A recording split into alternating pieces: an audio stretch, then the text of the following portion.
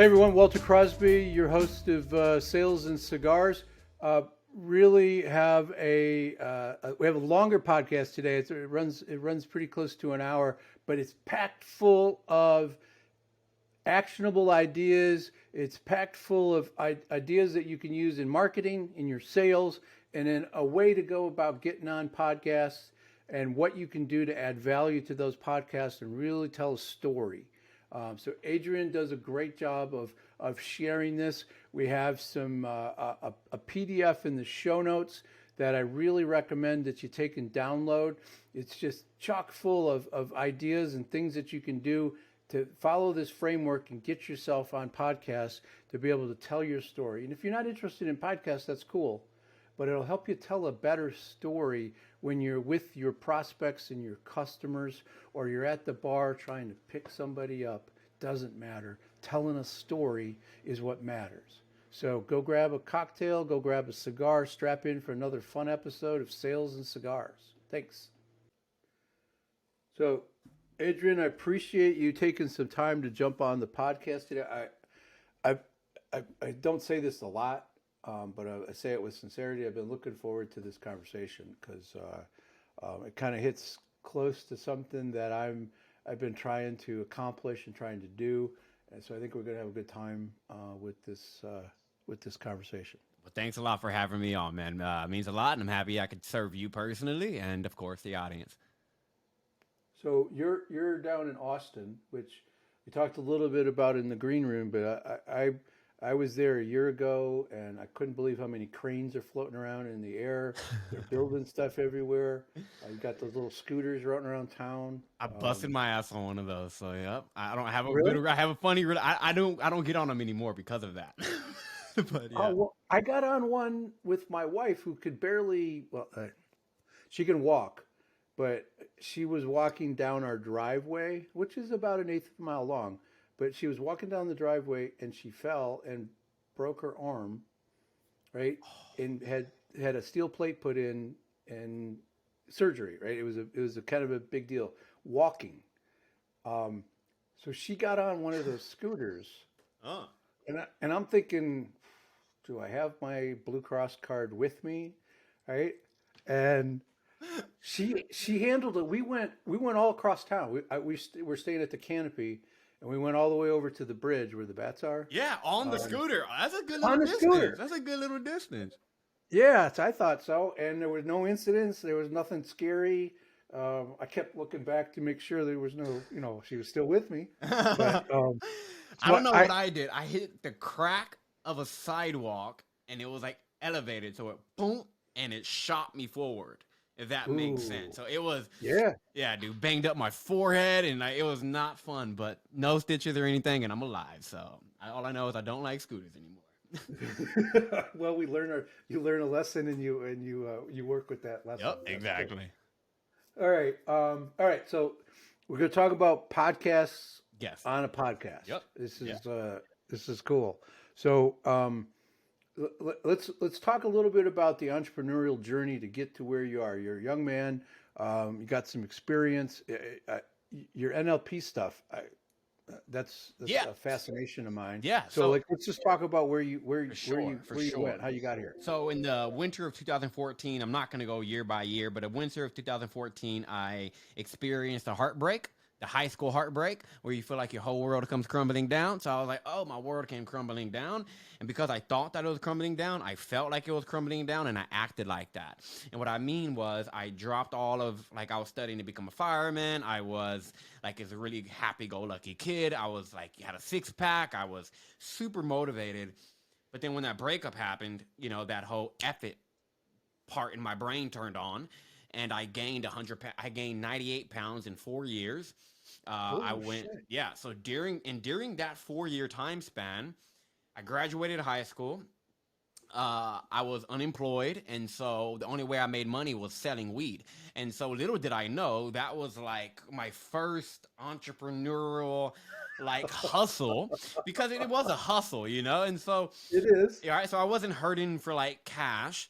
But I wasn't doing anything productive to society, I would say. And then one day, I decided to go ahead and call up my friend Gilbert, my best friend at the time, to come hang out and just smoke with me. And so he comes over. I open up the door. I don't have a shirt on. And he says, "Damn, Adrian, you got fat." So the moment he told me that, it's like he woke me up out of this 4-year slumber. And all of a sudden, I was like, what happened to me? I was like, this is not who I am. I used to be in really good shape. So I get angry, not at him, but at me, because I allowed this to happen. And so that day, I told him, I'm about to lose weight, bro. Like, just watch. And so I woke up the next day. He didn't really believe me. I wouldn't have believed me at the time if you knew me at the time.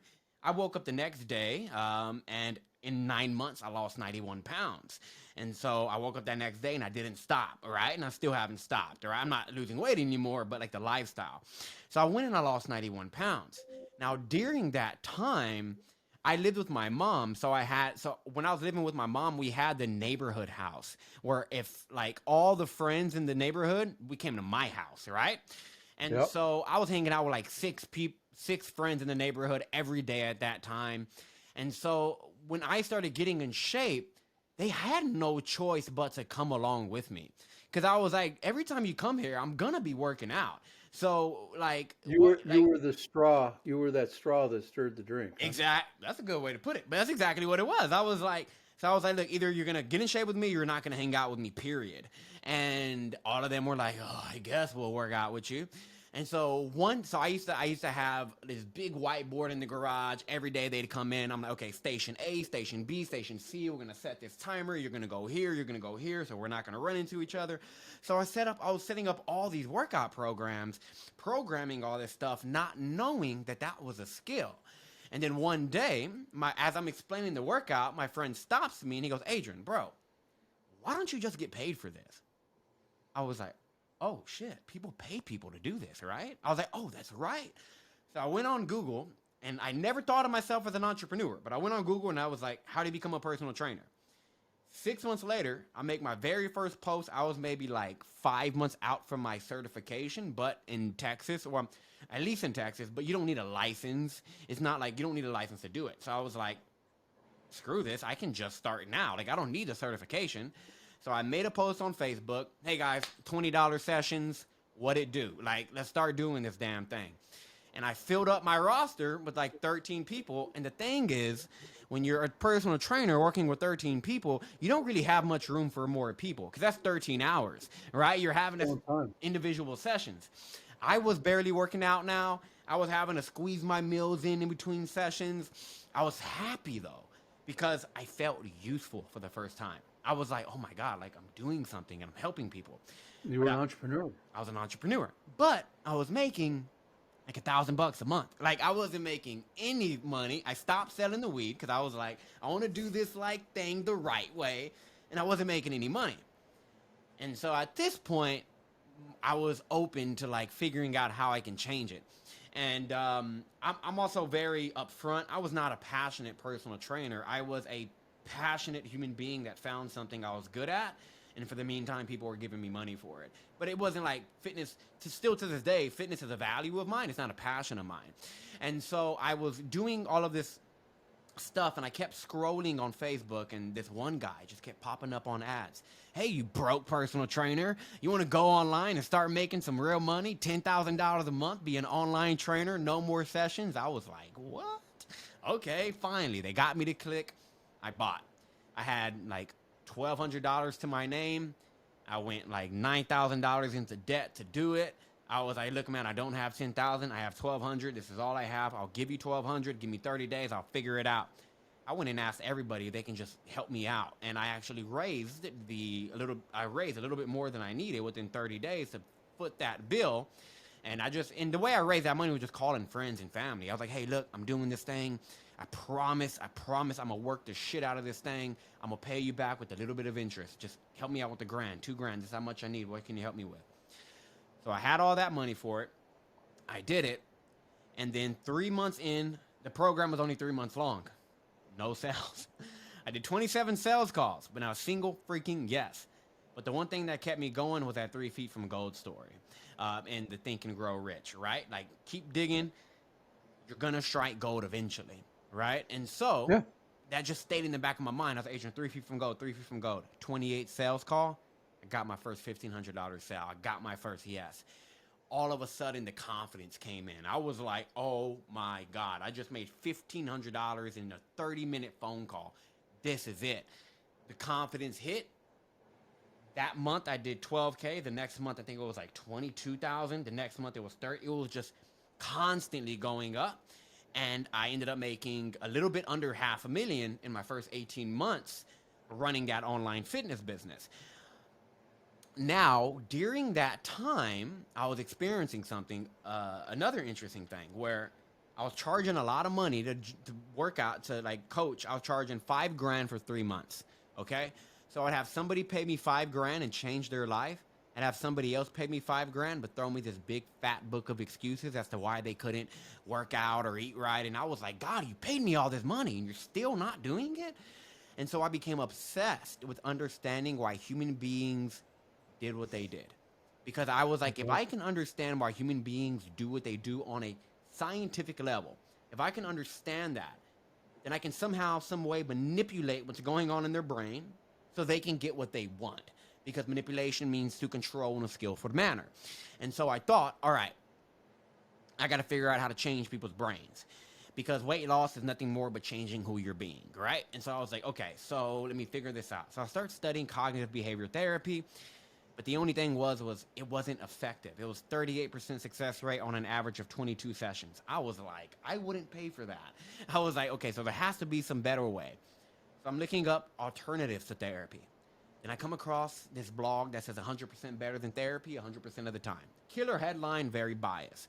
But I click it, and I read this long article on why hypnosis, this thing called NLP, is the thing. It has a 93% success rate on an average of 5 sessions needed. I was like, whoa, this is something.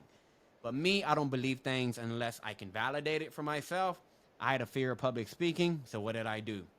Let me find a hypnotist to see if they can hypnotize this fear of public speaking out of me. And I make more than half my revenue through speaking today. So it worked. And when I realized, like, it genuinely gave me this crazy level of confidence with speaking, I was like, this thing is real.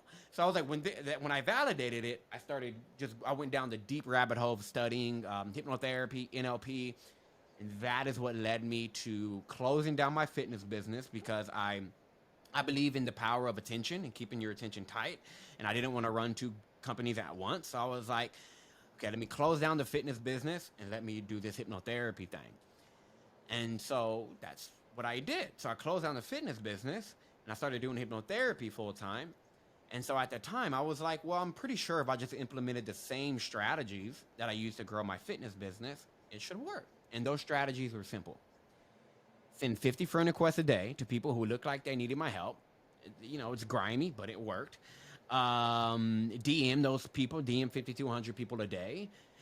Make 2 posts a day on social media, post on your story 7 times a day. It was a grind, but it worked, right? So I was like, okay, if it worked doing that, it should work doing this. I was wrong because nothing worked. I did everything, the exact same kind of system strategies. Nothing was working. I was a killer copywriter. I was like, what is going on? I was like, this thing is just not freaking working. And I went 6 months without getting a client. Thank God I made a good amount of money, so I was able to like pay my bills still. But the problem was my bills were piling up and my savings were dwindling away. So I started panicking.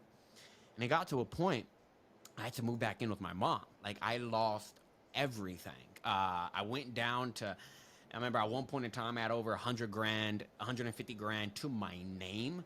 And I went down to like 3 grand to my name. And so like, I just experienced that falling as quickly as you can. And I was like, my mom, like, I need help with rent now. Like, and so I had to move back in with my mom. Most shameful experience of my life. Because, I mean, you go from making money, moving out, to having to move back in. And so during this time, I had to fake it like I was doing okay, because I was also semi-famous in this mastermind I was in, so everybody wanted to talk to Adrian. I had to act like everything was going all right, but it wasn't. And then that's when the epiphany, that's when the moment happened that saved my business. One of my clients that I managed to get, my hypnosis work changed her life. And so she was like, Adrian, I run a mastermind. I typically get about 20 to 30 people who show up on group calls. I would love for you to come do a group call for us and come talk to the community about like some of the things that you know. And then even if you could do like a group hypnosis deal. I was like, sure, I can do that. And I was a good speaker. So I was like, yeah, let me flex my muscle. And so I go to the call and only 9 people show up. And I'm like, oh, okay, it's a little like let down. But I was like, you know what? 9 people are here. I'm going to show up for these 9 people. Sure. I do my talk. The moment I'm done with my talk, I'm walking downstairs to go refill my water. And the second step from the bottom, my right leg vibrates. Reach into it and grab my phone. And it's a message saying, how can I work with you? I was like, and I looked at the name. I was like, oh, snap. That was somebody who was just on the call. I was like, well, here, fill out this application, book a call. Like, that's how we can work together. Book this call for this thing out. Not even 2 minutes later, another text comes in. They said, my mind is blown. Are you accepting clients? I'm over here desperate. I'm like, yes, I'm accepting clients. And so I send her an application. She books it. They both book sales calls for the next day. I get on those sales calls, shit you not, close them each within 20 minutes. $5K pay in full for 3 hypnosis sessions. So I want you to understand, like, real quick, I'm about to go back on that. The next day, so now this is 2 days after the talk. 2 days after the talk, another text comes in. And this is from another client who says, hey, I wasn't on the live call, but I watched the replay. And I have something going on that I think you can help me with. Like, where do I book a call? Perfect. Boom. He got on the call, closed him. That was $15K in a couple of days from a short talk that I desperately needed.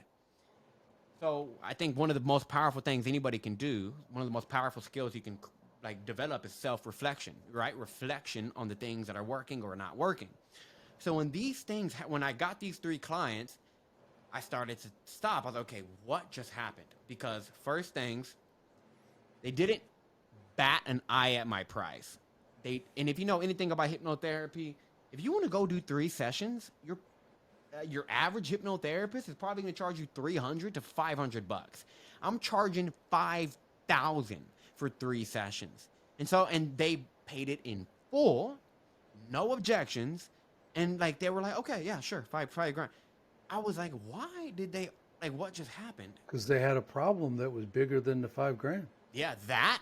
And I had their respect. And what I mean by that is people think this whole marketing game is to be know, like, and trusted. There's people I know, there's people I like, there's people I trust that I do not respect. But there are people that I don't 100% like, but I still respect them. I bought this email marketing course like 6 months ago from this one guy.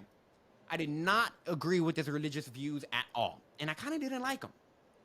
But when it came to email marketing, he was dangerous. He was so dangerous that he got me to buy a course that I really didn't want. But the copywriting was so damn good that I respected the hell out of him. And so I paid him. And so what I mean by I gained their respect was they have a leader, that coach, that they respected. That coach then endorsed me. I automatically gained their respect. And that's when the epiphany hit me. The best way to market is, instead of marketing directly to your customer, market to the people and the organizations that have your customers, and you'll never have to worry about clients again. And so what I started to do, when this epiphany hit me, I was like, this is it. So I started to make a big list of masterminds I could speak in. And that's when the podcasting idea hit me, because I was stopping. I was like, okay, who's my ideal client? Okay, entrepreneurs, business owners. I know every entrepreneur I know listens to at least one podcast a day. And HubSpot says 68% of all business owners listen to one podcast a day. And so I was like, if I get in front of these, and I'm like, in podcasts, they have a leader, the host, and they have an engaged audience, the listeners, exactly like a mastermind. If I start getting on these shows, I get on enough of them, I'm going to be pulling in enough clients that, again, I don't have to worry about getting clients. And that's what led me to this business here. That's what led me to where I'm at. In the last 2022, I pitched 121 shows, got booked on 52. That's great. That's nearly a 43% booking rate, and the average is 10%. Yeah. So it's like I skyrocketed that. And the cooler stat is I was able to pull in around $250,000 for my hypnotherapy business, save that business, and I didn't have to send a single DM to do it. And so that's my very long answer to your super short question, but I wanted to make sure you had enough of the context. Well, there's always a journey, and there's always like the two steps forward, one step back, right? And anybody that tries to hide that, I don't know, for the lack of a better word, fuck up in our life, like where we screw something up, or we have to endure some sort of change in the marketplace. It's that resiliency that is what entrepreneurs have, to be like, all right, I'm not failing this. I got to figure out a way around it. And it might take a minute, but the entrepreneurs, and that's why I love entrepreneurs, because they have a vision. I don't know how I'm going to get there, but I know I'm going to get there. So I'm going to go over stuff. I'm going to go around stuff. I'm going to go underneath stuff. I'm going to blow stuff up. I'm going to try to go through stuff. Right. But I'm going to get there. And it's having those, and you have those moments of, I don't know, where you don't, you're questioning yourself. Right. And those happen, but we have to be able to be like, why am I doing this? And if you got the why, right, and it's not about a dollar, it's about something bigger than us, something bigger than the community, right? It's a big why that's driving us. That's going to get you to figure out a way to make it work. That focus, and if your why is bullshit, then you're not going to make it happen. Yep. Right? You really got to be tight on that, and be able to be crystal clear. And there's got to be one of those things that we're focused on. One of those goals has to be personally selfish, in my humble opinion. Like if we don't have that one, like, you know, we want to do stuff for our family and our friends and the community. Yes, without a question. But if we don't have something that's going to help us have a personal goal that's going to help us get to, that's going to support the needs. Like I lost 40 pounds. I got to lose another 15, right? And I have my reasons, and I know why, and that's driving me to get to the next level. But that goal is selfish, but it's also supporting every other goal that I have. I'm about to say you're kind of selfish in a selfless way, because also you being healthier, you're going to be able to add to so much more people, right? And so, yeah, totally. I'm going to be able to take care of people easier. I'm going to have more energy. I'm going to, all the things that you experienced, right? As a kid, where you gain 98 pounds, your life changes in a variety of ways. My life changing on both ends, you know. So yeah. So all right, I love the story, and I get the mastermind idea of the podcast, because the way I position it is, if you do 52 podcasts or 100 podcasts, whatever the number is, it's like you're standing in the middle of a stadium, a football stadium, and you're getting to talk to 80,000, 100,000 people, right? Not all of them are going to pay attention to you. That's okay. You just need some of them to pay attention to you. Exactly. It's the power of scaling your attention, the attention that your brand receives, because even if you are I could have been the greatest hypnotist in the world. If nobody knew about me, I wouldn't have a business, right? So it's like, no matter how great you are, if nobody knows about you, attention is king. And if nobody knows about you, you won't be in business for a long time. Right. You got to be able to tell a story, which, you know, is something else that you just did. Yep. Right. You told the story. So, I mean, because you could spend hours talking about storytelling, but if there was one thing that an introvert is struggling with, that they need to pivot from, they need to look at from a different lens, that would help them be a better storyteller. Because I believe everybody's got stories. We've all experienced things in life. And so if there was one thing that, like, you could really focus on, that would help that introvert, what would that be to be a better Well, storyteller? let me first say that I get exhausted when I'm around people. So I am a big introvert myself. And so for me, it typically comes like I'm just using my own example because I'm not like a storytelling expert. I'm great at it. I teach people how to do like certain aspects of it. But one of the things is, so there was this, okay, for example, there was this, Claude Hopkins, Hmm. all right, legendary advertiser. Well, that's what he's known for. So, in way back when, I believe it was Schlitz Beer Company, they wanted to grow. They were number one in the European market. They wanted to become number one in the American market. And so, as they were taking their campaign overseas, they brought in Claude Hopkins to, like create their campaign. And so they bring Claude Hopkins into this beer plant. And one of the representatives of the Schlitz Beer Company says, "Hey, Claude, we're going to go ahead and we're going to walk you down. We're going to walk you through our entire beer making process from point A to it being sold and you drinking it." So he's showing them this big, like complex system that they use to create beer. Claude Hopkins is mind blown. He's like, "Oh my God, this is the most fascinating process." He's like, "Why aren't you telling this story in your marketing?" This is why I believe a lot of introverts, or not even introverts, just people are afraid of storytelling Hmm. because they don't think they have an interesting one. Hmm. Because what Claude Hopkins did, I mean, what Claude Hopkins told them, I mean, because what the beer company said was, everybody makes beer this way. There's nothing special about it. All beer companies make it this way. Claude Hopkins goes, but nobody is telling the story. So what did they do? If you go look at the Schlitz beer campaigns with Claude Hopkins that he wrote, every one of them, because every he goes, at the time, all beers were selling based off of the message, it's pure. And so what he did, he goes, what does pure mean? Our beer is pure because step by step by step by step by step, he told the story. Yep. They immediately became number one in the U.S. market.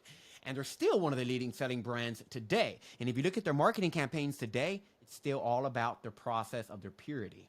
So the reason I'm saying that is because people, when it comes down to not telling a story because they feel like they don't have a good one to tell, it's not interesting enough.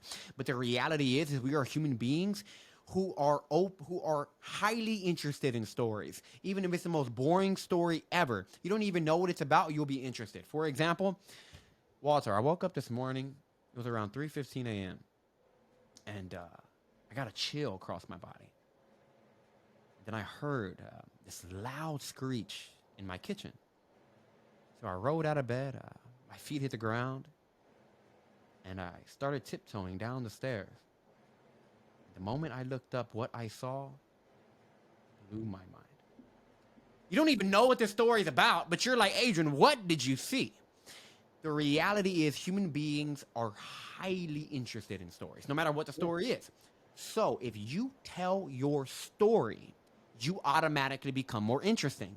And if you're listening to this podcast, I can imagine it because you want to help people. You have a business. You want to impact people. You can't impact people keeping your mouth shut. And Right. people, and the market is getting to a point where we don't want to buy from big brands. We want to buy from the people behind the brand. And so it's not about going and creating some amazing story. My story is like pretty typical. It can sound cool the way that I put it together, but the reality is all stories are interesting. It's just not all stories are told. So if you tell your story, you automatically will become interesting. And focus on being very visual with your stories too. So that's like the big part, is just like, hey, get over your fear of telling, oh, I don't have a great story. Trust me, your story is phenomenal. You just need to freaking tell it. That's the first thing. And the second thing is, if you actually want to be a good storyteller who's influential, create images in people's minds. Why do you think I said I felt a chill go through my body? I rolled out of bed. My feet hit the ground as I walked down the stair. These visual elements of a story, literally, I'm a hypnotist, right? These visual elements of a story literally hypnotize people Yep. into fully wanting to understand what's going on with their story. When you are creating an image in someone's mind, you're now creating an emotional state in their body, because images create emotions. And right now, if you just pictured the love of your life, you're going to start feeling some way. Images create emotions. So if you can create an image in somebody's mind, you're the director of their movie and you can tell them what to do.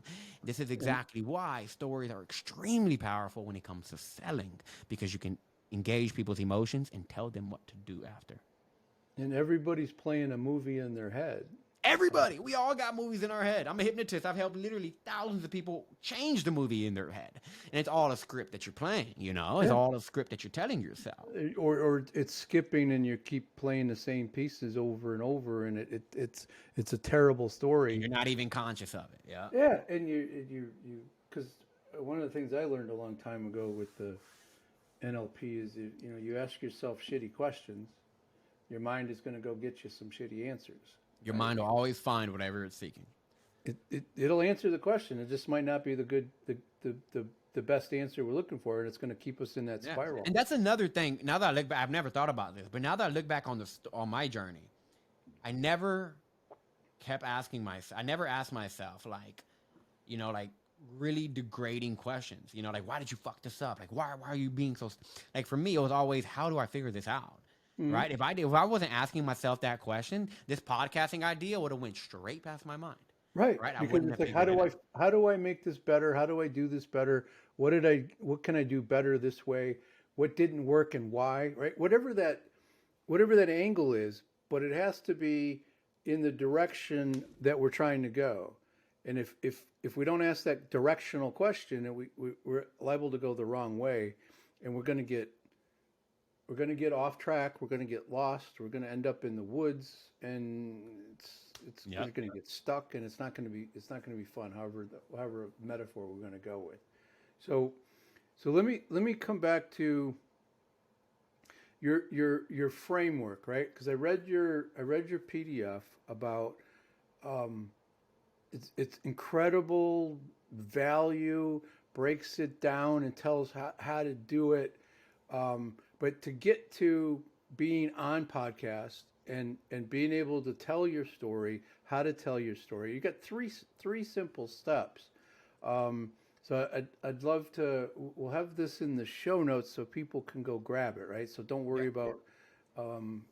Yeah, I would love to break that down. I'd love. Yeah. And also, if you go look at that PDF, you'll notice that I started with telling the framework. No, I started it with a story. Right? And that's what makes people get bought into it. So by the time when you tell them a story, they're emotionally open. Now they're open to your concepts. Right? And so, okay, so there is a 3-step framework. I'm like continuously building this thing and like making it better, doubling down on it. I'm realizing there may be a 4th step. I even hinted towards that in the PDF, but we'll go ahead and we'll jam on it, and I'll cover that as well. So the first step of the framework is something I call your Dream 100.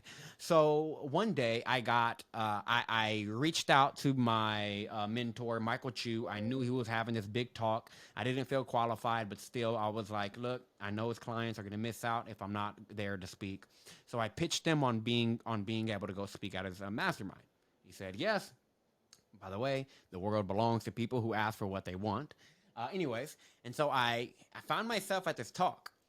43 clients there. I deliver my talk. After the talk, 43 of them became my clients. I closed 100% of that room. And the way that I did that was after I did the talk, I hung around for the retreat. Like I stayed for the other 2 days. I got a chance to mingle with a lot of the people, and all of them were saying, Adrian, like Michael has these master coaches in his program. Why can't you be a master coach? Like he has somatic therapists, breathwork coaches. We'd love to have you in there. I said, hey, all you guys go chase down Michael and tell him, watch what happens. And then before you knew it, we created this big joint venture to where he was funneling me all of these clients. The reason why I say this story is because this is what happens when you get endorsed by the people who have your people. That's the Dream 100. You make a list of your Michael Chews. You make a list of the podcast that have your audience. And the same, we can think about that mastermind as a podcast. He had a podcast, that mastermind. I position myself in front of that audience. Because getting on shows is great. But if I got on this show and your show was to a bunch of 45-year-old single nurses who are moms, what is that going to do to my brand? It's not going to do anything for me. It's not going to move the needle with my company at all. So you want to make sure you're getting on podcasts that actually have your listener. There's a couple of ways to find these, but one of the ways I'm going to give you is two ways I'm going to give you, actually, super easy. First, ask. What I mean by that is find your current customers, if you have them, or past customers, or just people that you know are ideal customers. You can even make a post on your social and say, what are your favorite podcasts in the blank niche? Right? If you're trying to go guest on podcasts in the marketing space, hey, what are your favorite marketing podcasts? You're going to see, I always recommend asking direct customers. For me, I called customers, I asked them, and then I sent them an email. And so I was getting this list of podcasts. I was like, oh, okay, I'm seeing now. And then what podcast app do is if you type in the podcast, it'll show you related podcasts, right? So you start seeing related podcasts. So that's one way you can do it. The second way is make a list of all of the micro influencers in your space. A micro influencer is not a Michael Jackson who's known across the world. A micro influencer is somebody who's known heavily in a niche. Like Jay Abraham, my mom won't know who Jay Abraham is. But if you're an entrepreneur, if you're a copywriter, if you're a marketer, you know who Jay Abraham is. And so that's what a micro influencer is, somebody who's very famous in a super specific niche. And so what you want to do is, okay, actually, I'm going to take you to what I did. Remember, so there's three main buckets in business: health, wealth, or relationships. No matter what your service is, you're falling into one of the health, wealth, or relationships, right? You're falling into one of those. Pick one. I know you can say, I serve all, but if you try to focus on all of them, your conversions go down. And so for me, I help people get booked on, okay, so let's take it back to my hypnotherapy business. My hypnotherapy business fell under the wealth bucket because all of my messaging was, I'll help you grow your business by getting rid of the inner problems, right? But you could have went in any one of those directions, right?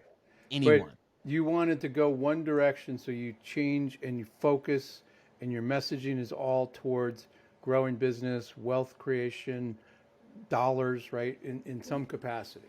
Exactly. And so that, because people will fall into that trap of I serve many. You can serve many, but I promise you'll always be broker than me. And I say that with love. You want to pick one bucket. And so for me, it was my wealth bucket. Now, underneath that wealth topic, how else do people try to grow businesses? Marketing. And so what I did was I started making a list of all the top marketing influencers, because I know that my audience, they're not looking up hypnotherapy. They're looking up marketing stuff. And so I started to make a list of Russell Brunson, Amy Porterfield, Frank Kern, all of the big names in marketing.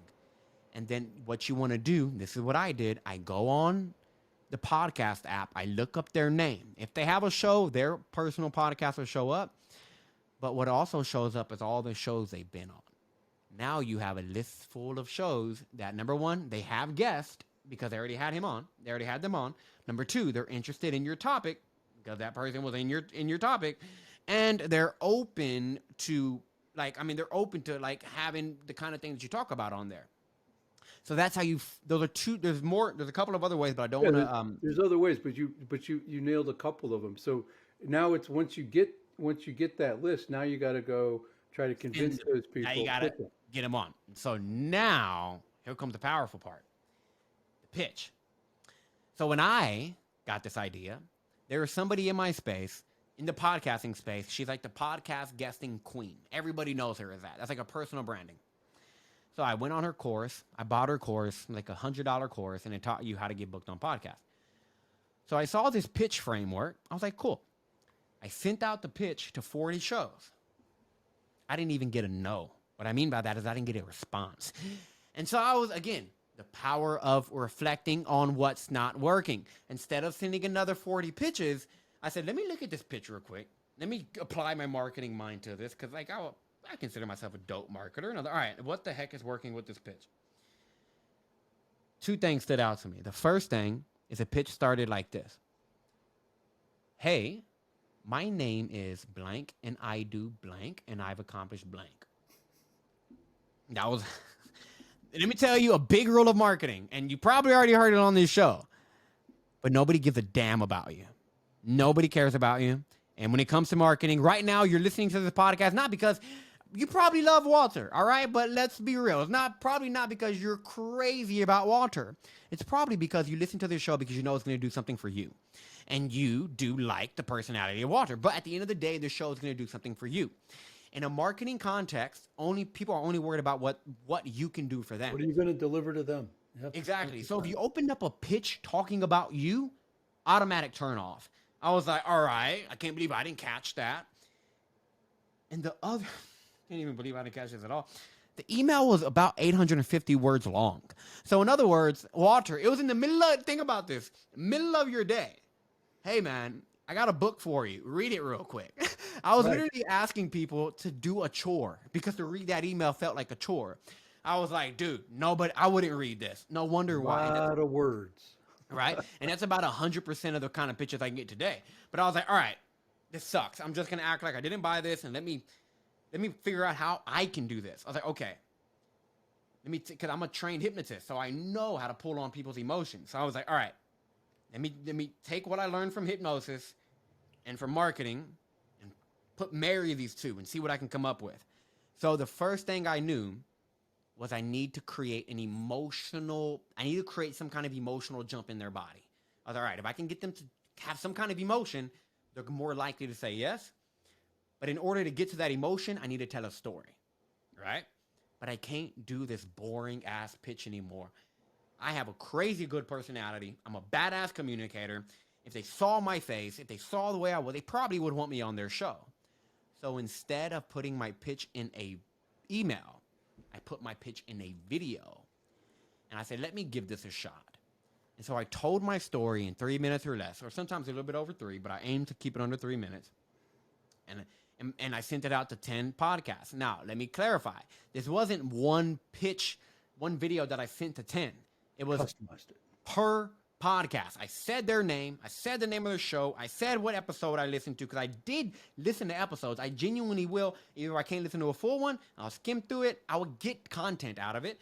And then talk about why I feel like I'd be a great fit for their show. And then I sent 10 of these videos out. 8 of them reached back out and said yes. I was like 8 out of 10. I got something. And so this is the step 2, and that is your power story through a video. So what you want to do is you want to create a power story. What your power story is tied into why you do what you do. You need to you tell somebody why you do what you do before you tell them what you do. Because without a reason why, people don't buy. And so the way that I do this is I introduce myself to a story. So first I'll connect with them straight out of the gate. Hey, blank. One of the very first things out of my mouth is their name. Because their name is the most favorite thing in the world to them. The favorite word in the world to them. Now, I thought about this video in terms of chunks. So the average attention span is about 8 seconds. It's crazy. So when it comes to getting somebody to watch a 3-minute video, just think in terms of buying 8 seconds each time. So I thought if I said their name right out of the gate and the name of the show right out of the gate, I can buy 8 seconds. All right. And then at that point, if I now introduce myself, but I do it through a story, I can buy another 8 seconds. Then buy another 8, another 8, another 8, and then I got them to watch the whole video. And so you connect with them in the front of the video. After you connect with them, you tell them a little bit about themselves, why you like them, you hype them up, then you go into introducing yourself. But you don't do this through, hey, my name is blank and I do blank, blank, blank. It's boring. You do it through a story. Yeah, no, you don't know me. My name is Adrian. And to make a long story short, my life changed when I was standing in the living room and I watched my dad drop to his knees and scream at the top of his lungs, Nancy, please don't leave me and please don't take my boys from me. And when I open a pitch like that, you're like, somebody's leaning in and going to be like, all right, I'm in. Yeah, you got more than 8 seconds. Right. And the thing about the video is I'm able to, and my life was deeply impacted. I'm able to lean into the screen because that's one of the things, right? Like one of the principles I learned about speaking is when you're giving a point, hands behind your back, lean in, tell the point. All right. And so you can do that through a video and it will change things. So that's step 2 of the framework. And this is per video. And the nuance, the tech side of it is just get a Loom account, pay for the damn Loom account and do all mine are Loom videos, right? Like the one I sent you was a Loom video, Yeah. and so that's how you And, do it, and that's right? what I was about to say. All of this stuff you did with me to get here, And I'm here. right? And Like it literally works. It worked on Walter, right? And this is like you said, hey, I'm a no bullshit guy. So it's a no bullshit pitch, right? And this is also what I want people to understand is you're on Podmatch. Podmatch is not just Podmatch, there's other podcast matching platforms. If you don't know what Podmatch is, it's kind of like a dating app for podcasters. You just kind of match guest and host, right? Yes, this is cool for host, because you got a pool of people, but for guest, it becomes very difficult now. Because now these people have easy access. Now you have easy access to people's inboxes to pitch them. Me, I get about 20 pitches a day. Horrible pitches. All of them are telling me their story, telling me their accomplishments right out of the gate when they haven't earned the right to do that yet. And so this is the hidden thorn in the podcast matching software space. It's dope for host, but it gets painful and more painful for guest. And so and Alex, this will make you stand out. I've had that conversation with Alex about like we need to make this clearer and helpful to the hosts on the site, right? Because I was I wrote part of his book, right? I wrote a chapter in the book that. Yeah, I like what he does. Okay. But I mean, and he knows what he's trying. He knows what he needs to do. He's just trying to figure out the best way to get there, because that process is painful right now. It is. It doesn't matter. It's not Podmatch. It's like across the board, and then you have to stand out, right?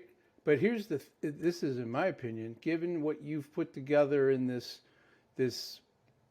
PDF, this lead magnet, there's so much value there for people that want to reach more people and want to stand on the 50-yard line of that football stadium and just talk to everybody. It's relatively easy to be different if you follow what you've done, right? Yeah, and it's very easy. And it's sort of like sales. What I coach salespeople and sales managers to do is like, you got to be different. All the other salespeople out there suck, and they're going out talking about the features and the benefits. They're doing exactly what you talked about. I got this. This does this thing, and it's really cool. Nobody gives a shit, right? What's your problem? Exactly. My problem is I'm looking for interesting guests. My problem is I have a challenge in my head that I need to get out of my head, right? And so whatever that is, you need to be able to speak to, like, here's what I can do for your audience. Here's what I can bring here. And it's not going to resonate with everybody, but that's what we're looking for as a host or as a buyer, is what are we going to do to solve some of the problems that I have? I don't care how you're going to do it so much as I'm like, I care that we're going to add value to have a solution to this. Exactly. And what you're saying about standing out, like, guys, keep this in mind. When I send these video pitches, still to this day, people tell me, I have been in podcasting for 15 years. I've never in my life received a video pitch. Like, even if you don't, get my course, learn the scripts and all of that, even if you just start sending video pitches, guarantee you'll stand out. So that's like a big part there.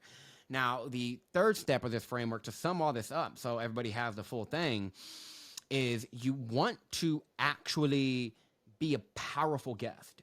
And the way that you be a powerful guest is you tell powerful stories. Every single thing that I've answered has literally been through a story. Okay, what's your first step of the framework? Well, I had this coach, Michael Chu. I went to go speak at his event. Oh. What's the second step of the framework? Well, I bought this one course and it didn't work. I'd never just give the framework. I give the story. So the third piece of the framework is, one day I was on a call, booked a sales call, and I said, hey, what inspired you to book this call?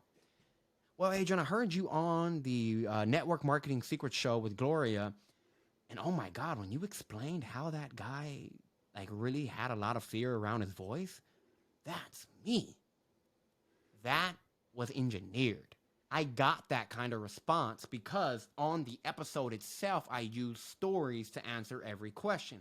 So this is how here's a weak way to answer a question. Adrian, why do you think why do you think entrepreneurs doubt themselves? And what can they do to overcome that doubt?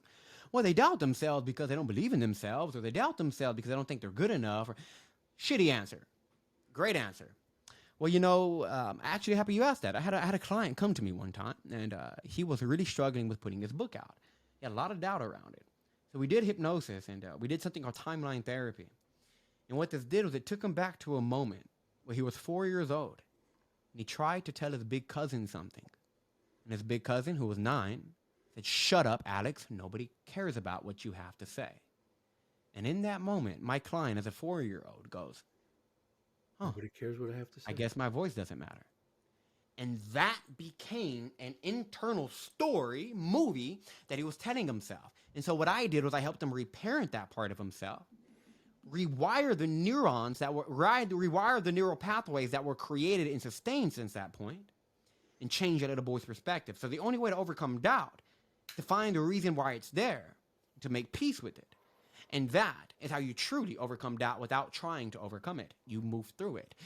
And that kind of answer, Walter, will literally, somebody in the audience is going to be, holy shit, first thing, this guy knows the problem beneath the problem. He knows my problem. He knows my problem.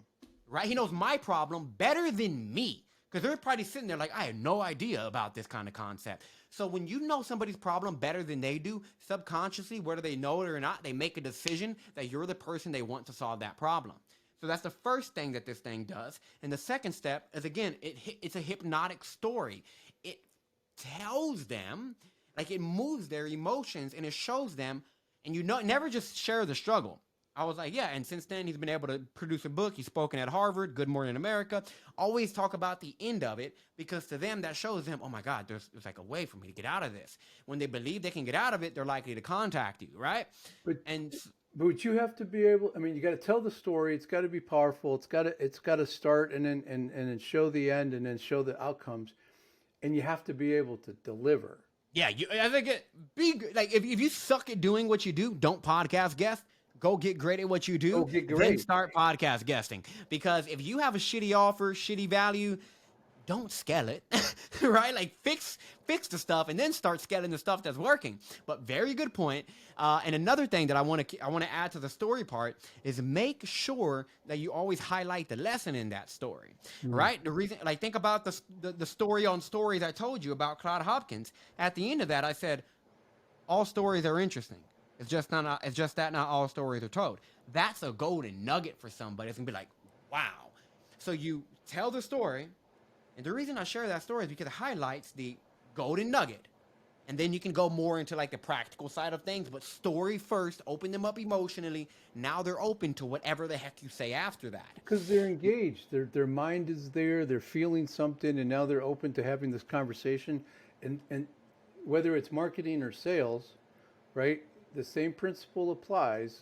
We have to be able to tap into that emotional aspect of the individual, and it's not manipulation. It's not a bad thing if what we're doing is trying to help the person. And I had the guy that trained me in sales 30 years ago.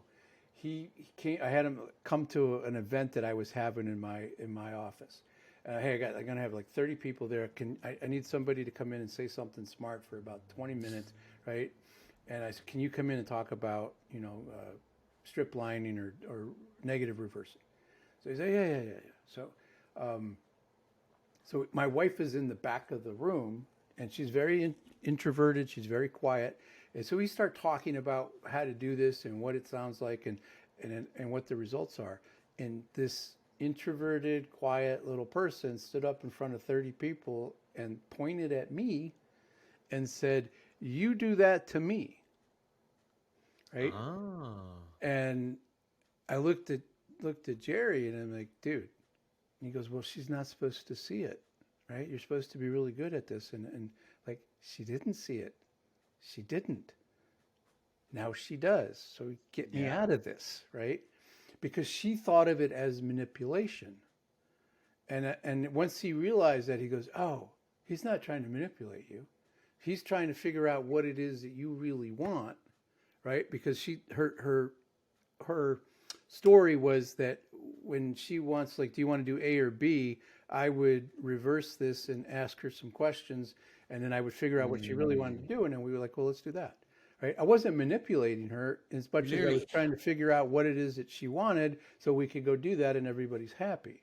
Right? And if I Exactly. disagreed, I would tell her.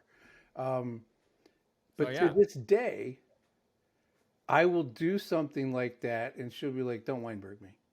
Don't do that. Right? Don't Weinberg me. I love that. Because she had that emotional response to it, and it was tied to this negative thing. And we've since talked about it and realized I don't use this as a weapon. It's about trying to elicit that emotion, so I really understand how I can deliver value to that prospect, to that customer, so that I understand. And Yeah, and if you're in business, that's your responsibility. It is it a is. obligation. Like it's an obligation for me to do the marketing tactics I do consistently over and over again because I know it's my obligation to open somebody up emotionally.